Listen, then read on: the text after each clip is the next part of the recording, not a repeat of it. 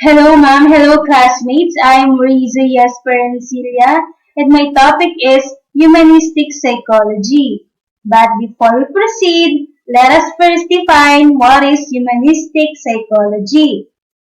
Humanistic psychology means is a psychological perspective that emphasizes the study of the whole person.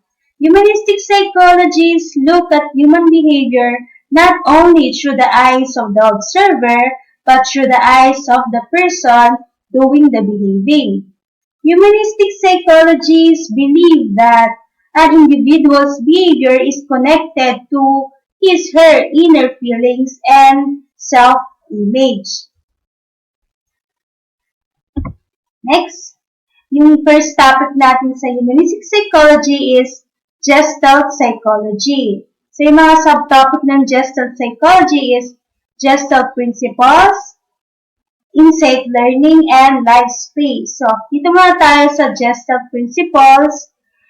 We have here 6 principles or laws, which are law of proximity, law of closure, law of good continuation, law of good pregnancy, and law of good figure. Next, yung pangalawa naman is insight learning nga. Then, yung pangatlo, life space by Lewin. Yung under niya is inner forces and outer forces. Next, sila naman ang founders ng Gestalt Psychology. Si Max Wertheimer, Wolfgang Toller, and Kurt Kopka. Next, the term Gestalt means form or configuration at pwede rin na shape. Next, they studied perception, which means first impression mo sa isang bagay o tao, alam mo agad yung mangyayari. Or in other words, expected na natin kung ano yung mangyayari na. Continue ko na, and concluded that perceivers are not passive, but rather active. Ibig sabihin ng perceiver, a person who becomes aware of things or events through the senses. While yung passive naman means inaalaw kung ano yung mangyayari or kung ano yung gagawin ng iba without any active response. So dito, makikita natin na are not passive but rather active. Next, Gestalt theory. Learning is explained in terms of wholeness of the problem. Ibig sabihin ng wholeness of the problem, sa Gestalt theory, it associates feeling whole with feeling alive and connected to one's own unique experience of existence. Like for example, Gestalt therapist, i-apply niya ito sa kanyang mga clients to connect with them. Next, human beings do not respond to isolated stimuli but to an organization or pattern of stimuli. Ano nga ba ang isolated stimuli? Ibig sabihin nito malayo sa mga events in the environment that influence behavior. While yung organization of stimuli naman, ibig sabihin, it happens by way of neural process. Magsisimula ito with our sensory receptors like touch, taste, smell, sight, and hearing. And matatransmitted ito to our brains where we organize the information we receive. So, ito nga, sabi dito, nag-focus ito sa organization or pattern of stimuli at hindi ito sa isolated stimuli. So, Gestalt principle naman tayo. Ito naman is, it will be focused on experiences. According to the Gestalt psychologists, the way we form our perceptions are guided by certain principles or laws. These principles or laws determine what we see or make of things or situation. So, anim itong mga to. Yung una is law of proximity. Elements that are closer together will be perceived as coherent object. So, kung titingnan natin itong image dito, may mga circles na magkakagrupo o magkakadikit. Una is, mapaperceive natin na pa-vertical o kaya naman pa-column. Ito ang unang group na ito ng circles na magkakadikit. While yung sa kabila namang set of circles or group, ito, mapaperceive natin or magiging aware tayo na nakikita natin na pa-horizontal ito. O kaya naman, naka-rows. Ibig sabihin nito sa law of proximity, kapag may nakita tayo na bagay na magkakadikit or mga tao din, we tend to group them as one figure as opposed of multiple. So, yun yung law of proximity. Next, number 2, law of similarity. Ibig sabihin ng law of similarity, elements that look similar will be perceived as part of the same form. There seems to be a triangle in the square. We link similar elements together. Ibig sabihin, we tend to group things based on their similarity. For example na lang dito sa image natin, kagad malalaman mo kung ano yung magkakagrupo, di ba? Like yung triangle, ayan. So, pati din yung circles, ayan. So, yun yung law of similarity. Next, number 3, law of closure. Law of closure, we tend to fill the gaps or close the figures we perceive. We enclose the space by completing a contour and ignoring gaps in the figures. Like for example here, this image, kahit kung titignan na may mga gaps, ayan, may mga gaps yan, o pagitan, mapaperceive natin o aware tayo na yung nakikita mo ay figure is triangle pa rin, di ba? Na pabaliktad. So, yun yung law of closure. Next, number 4, law of good continuation. Individuals have the tendency to continue contours whenever the elements of the pattern establish an implied direction. People tend to draw a good continuous line. Like for example, this image, ayan. We're going to perceive things having continuous patterns to them, basta't may tuloy-tuloy na direction or path, may continuity na mangyayari. Like this image, ayan. May continuity mangyayari dyan. Next, number 5, law of good pregnance. The stimulus will be organized into as good as figure as possible.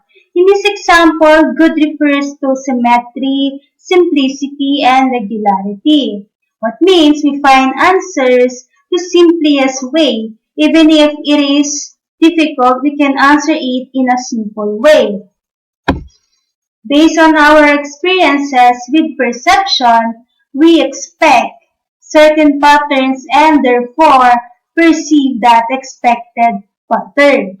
Like this image. Ayan, balik tayo dito. Sabi nga, the figure is perceived as a square overlapping a triangle. Kung ano nakikita natin dito sa image, yun na yun. Yun na yung answer. Which is, yung square nag-overlap sa triangle. Ganun kasimple. So, kung ano yung nakikita natin, na-perceive natin, aware tayo, yun na yung expected pattern. Not a combination of several complicated shapes. Huwag na nating pahirapan pa yung answer natin, di ba?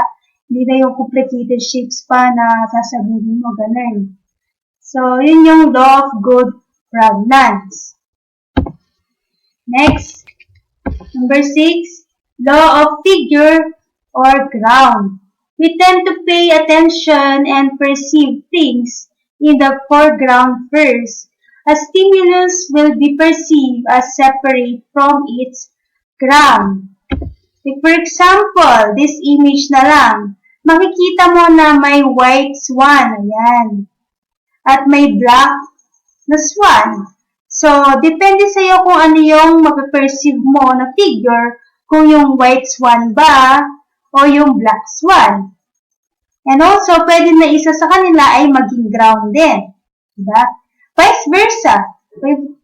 Depende pa rin talaga kung ano yung una mong mapaperceive na figure and ground sa dalawang yan. So, yun yung law of figure or ground. No, kung dito sa image ito, mapapansin nyo, how many faces do you see? So, marami siyang faces, di ba?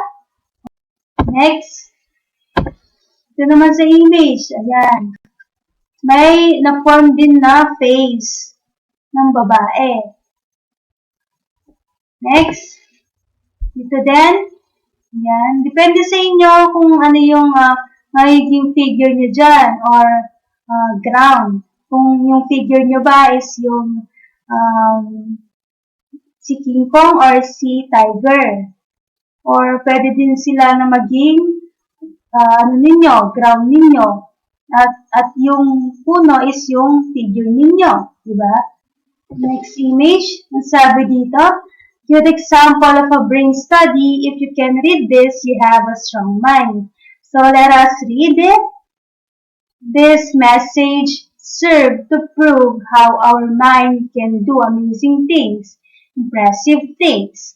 In the beginning, it was hard, but now on this line, your mind is reading it automatically without even thinking about it.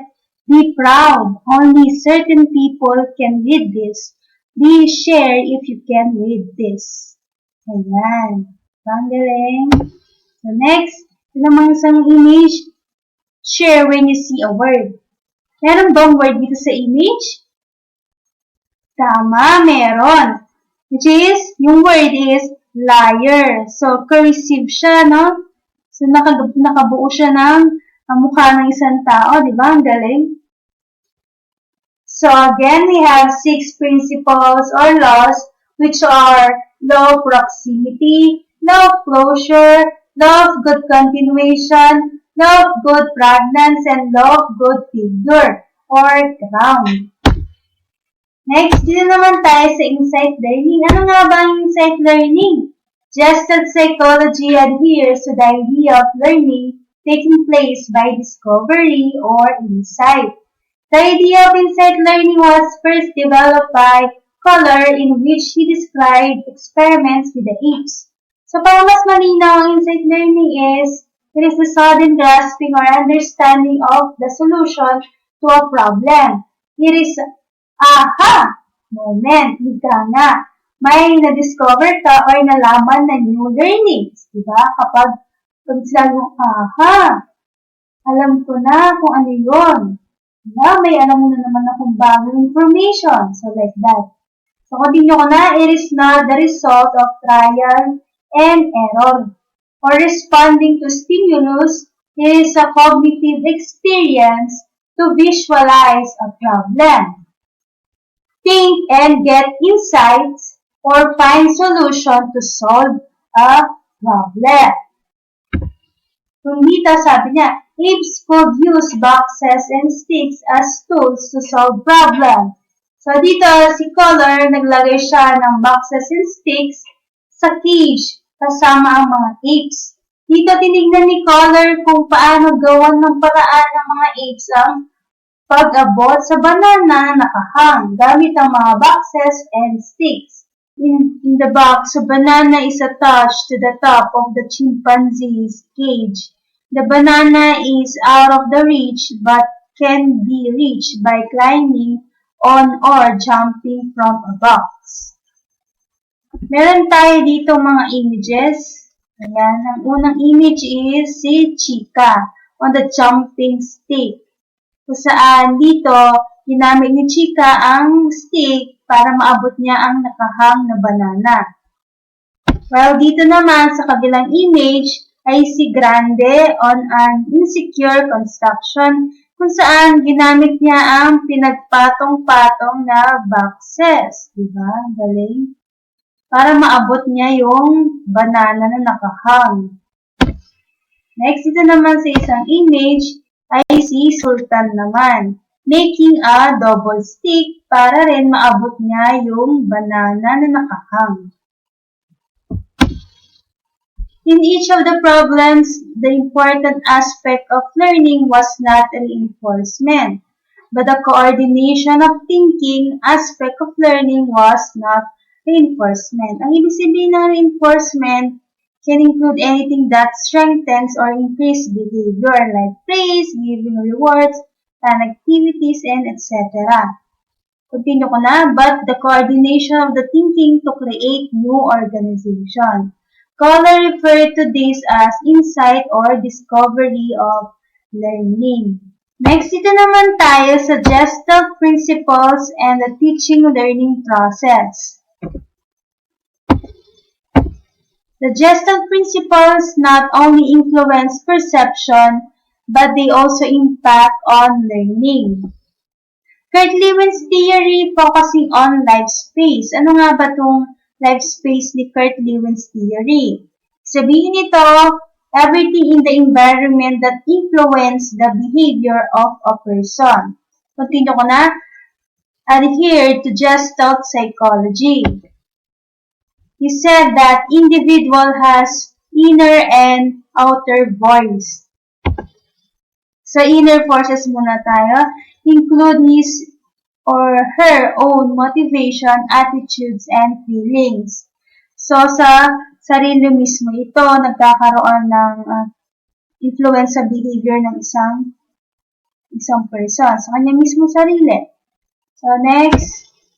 Outer forces naman include the attitude and behavior of teacher and classmates. So, nagkakaroon ng influence sa behavior ng isang person galing sa kanyang teacher and classmates and also to her or his peers. Ayan. Next, dito naman tayo sa keys to learning. Learning is complex and abstract. Next, learners analyze the problem, discriminate between essential and non-essential data, and perceive relationships. Next, learners will perceive something in relation to the whole. What or how they perceive is related to their previous experiences. Ibig sabihin, nagkakaroon ng connection or relation sa kabuuan na naiisip ng isang learners, kung saan nagiging aware na mangyayari ang isang bagay related to their previous experiences. Siyempre, alam na nila ang mangyayari sa bagay na yon pagkakita pa lamang nila, di ba? Next, dito naman tayo kay Abraham Maslow. He advanced the self-actualization theory and classic theory of human needs. A child whose basic needs are not met will not be interested in acquiring knowledge of the world. Like for example, yung basic needs ng isang bata is kulang. Like yung pagkain, syempre di makakapag-isip na maayos nun ang bata kasi gutom siya. Next, he put importance to human emotions based on love and trust. So, later on, malalaman natin ng mga yan.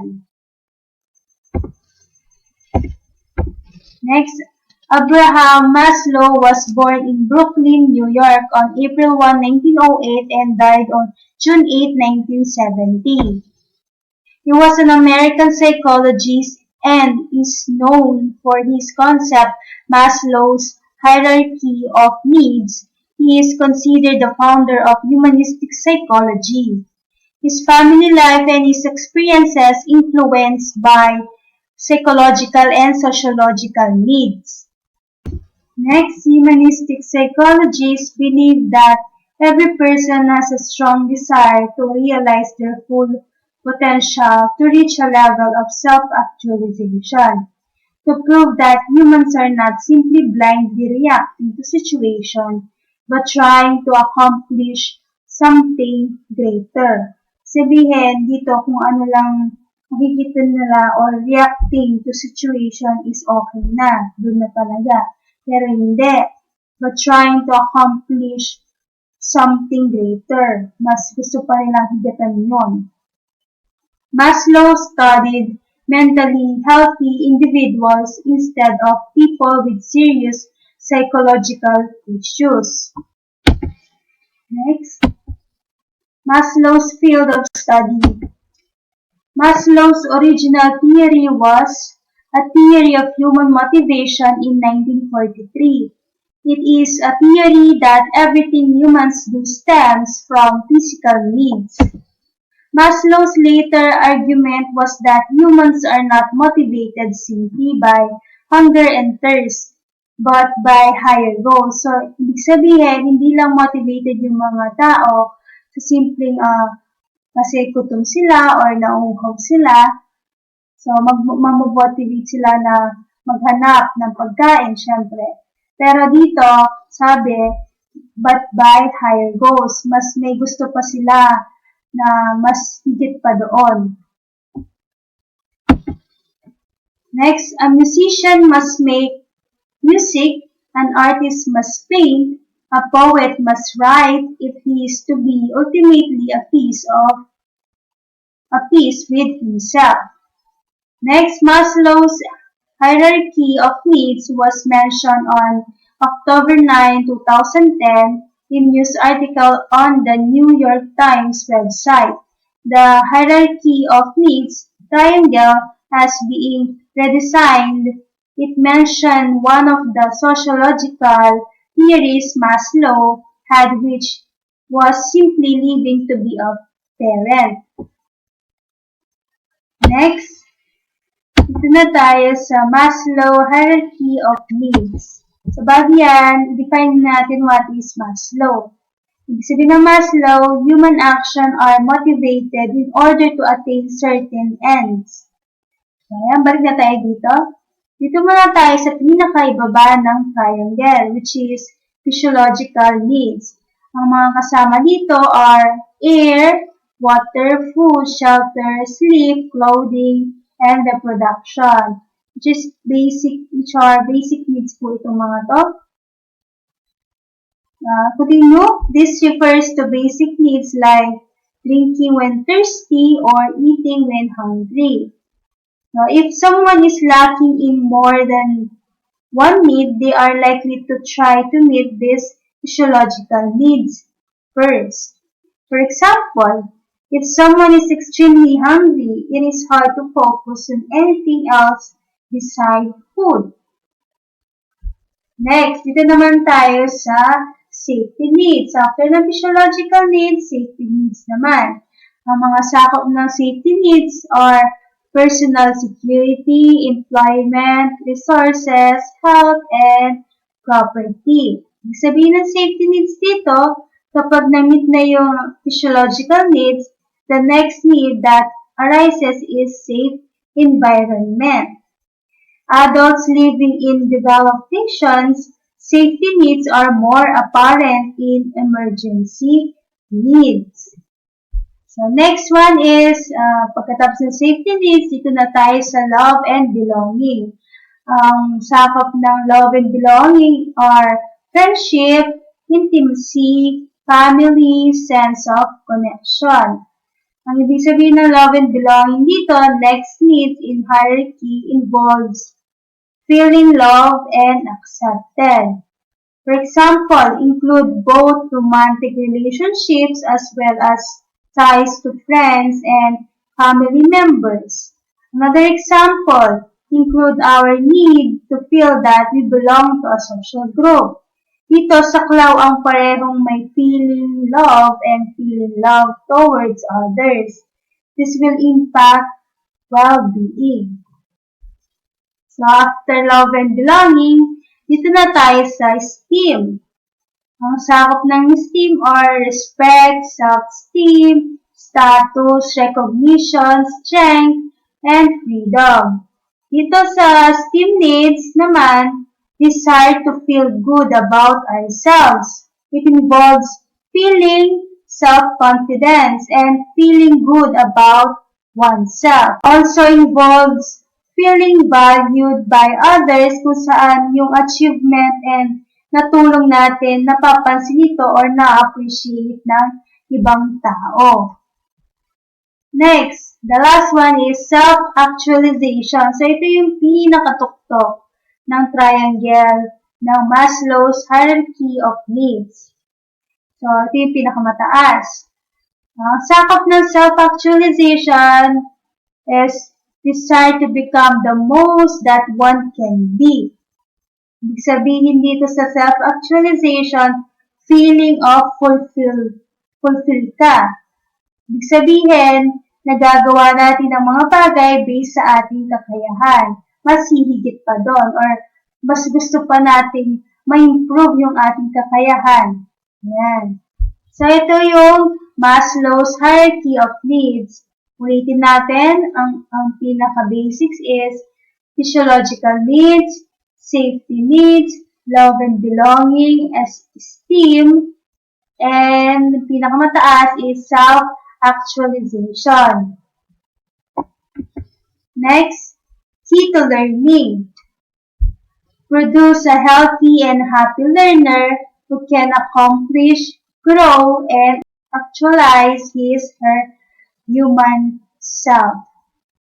Next, dito na tayo kay Carl Rogers. Non-directive and therapeutic learning.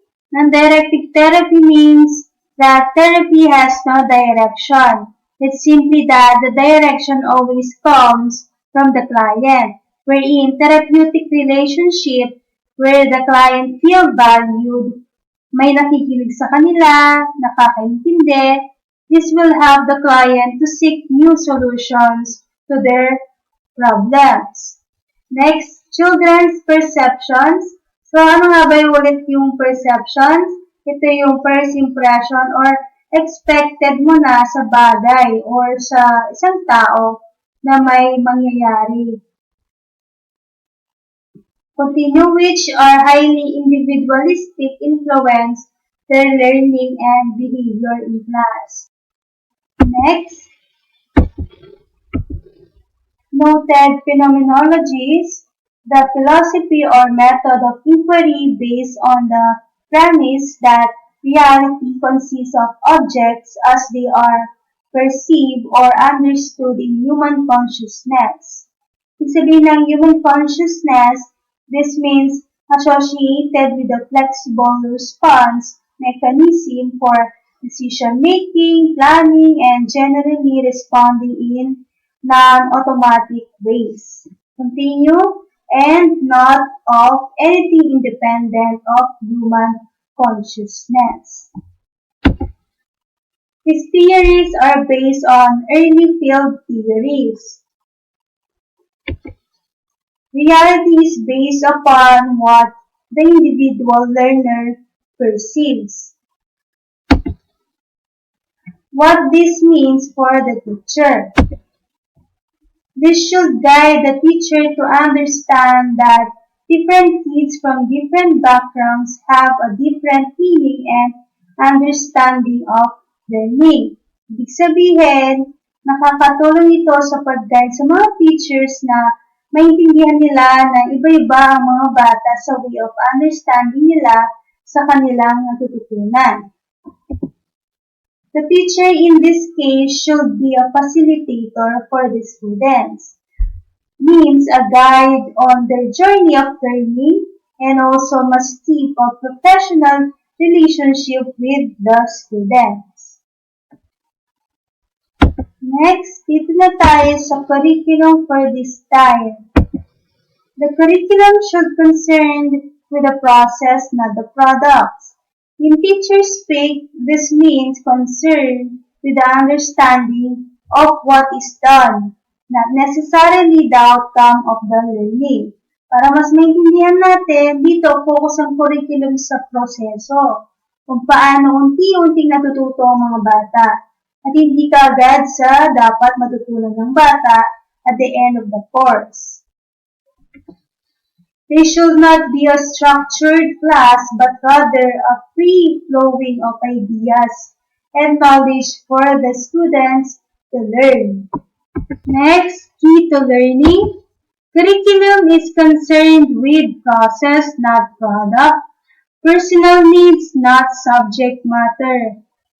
Psychological meaning, not cognitive scores. And that is all for my report. Thank you for listening. God bless. Bye-bye.